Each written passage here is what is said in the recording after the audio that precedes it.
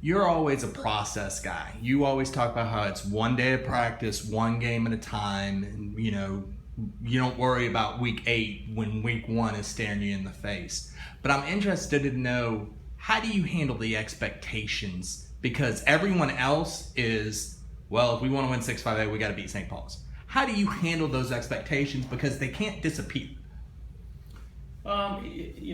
We don't get caught up in that, to be honest with you. We just take one game at a time. Development of our kids and our players. Our players is really big for us, so every game's a learning experience to try to get better. And certainly we want to try to improve week in and week out.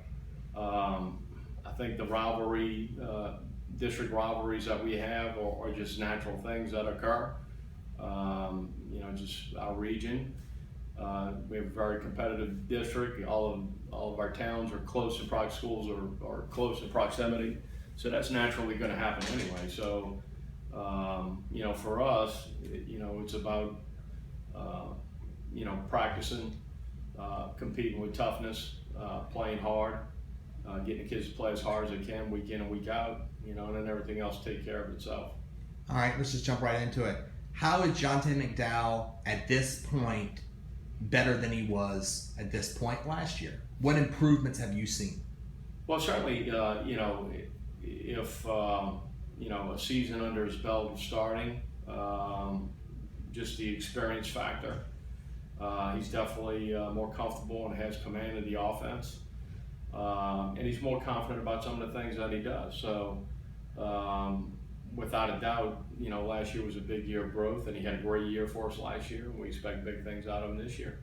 Is it less teaching and more sharpening now as opposed to last year when maybe it was more teaching? Yeah, probably, but we're always looking to do some new things. Bert's our offensive coordinator, Bert Pereira, is a real innovative guy, so he's always adding new things and different nuances to our offense. So the teaching part of it is always in there as well. But certainly, we try to play to our players' strengths, and we want to play to Jonte's strengths going forward this year. As an offense and as a team, I know when I talked to Corey, when I asked him, I said, how excited are you just to be healthy and going into the season? He had a big smile from ear to ear. As a coach, how excited are you just to hopefully have a healthy Corey Williamson for the entire season? Yeah, late in the season, he dealt with his injury, and going forward, he's just excited to be healthy. That's the one thing you always worry about, injuries, and hopefully you don't have those going into the season, and I think we're at that point. But yeah, it's great to have him back. It's great to have coming out of camp with no injuries as well, nothing major. So we're looking forward to moving forward in the season. One of the fringe benefits of Corey going down last year was the depth you were able to develop and the experience. Talk about some of the other kids in the backfield that you're going to count on. Well, Logan did a fantastic job. Logan came in and filled in great. He's a different style runner. He brings something different to the table. Cameron has played for us for 4 years.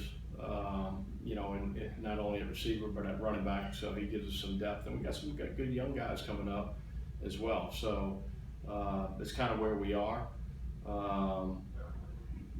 We always make it a point, both offense and defense, to rotate players in, and that always has been a philosophy for us that has worked, where we've built depth.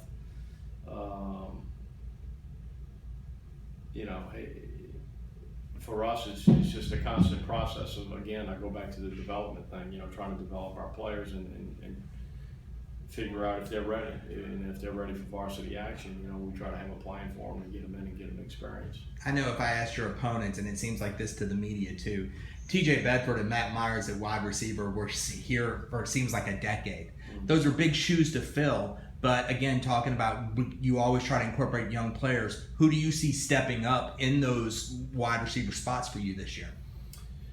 Well, Grant Grosh is a return starter. So Grant, he kind of turned it on towards the end of the season. He brings a phenomenal skill set.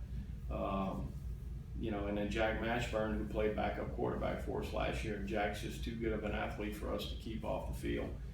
So he'll not only be our backup, but he'll be one of our receivers. He does a heck of a job at receiver and had a great spring. And gives us another big body out there. Cameron Vidal is back as well, who played a role last year playing the slot. He'll probably play some outside for us, and he gives us tremendous speed on the outside. Nick Stanton is another tall, lanky receiver, another 6'3", 6'4" kid that can jump. We feel good about the guys that we have coming back, and we have a bunch of tight end type of guys. So that wide receiver for us, we'll probably go with a bunch of tight end sets as well, from the spread, which is a little bit different look than what we've had. I know when I was just fooling around talking to some of the coaches while picture day was happening, we were talking about the team, and they were talking about offensive line. They said juniors. The best part is we'll have them this year and we'll have them next year. Very junior heavy up front.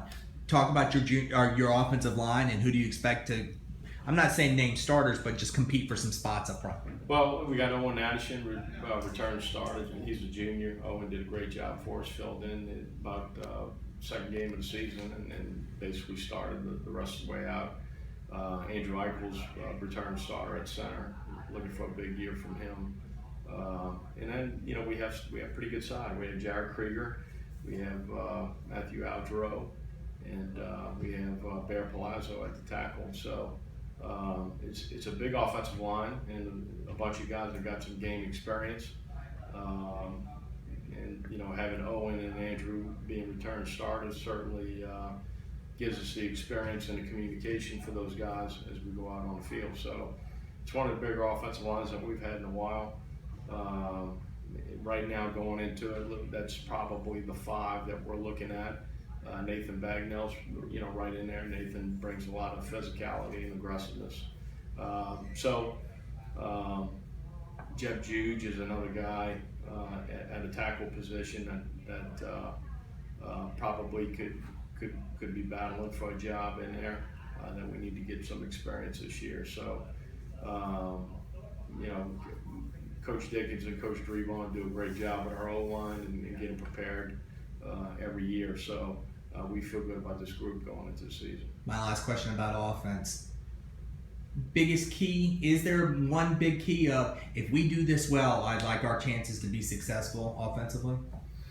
Last year we had some pretty good balance. We were probably a little bit pass heavy, kind of tilted more towards the pass. But certainly I think this year balance will be a big thing for us. I think we have an opportunity to be a good team running the football. Just with the experience that we have at running back and a big offensive line, I think that'll take a lot of pressure off of Jonte, take a lot of pressure off the receiving core. Balance is always a good thing.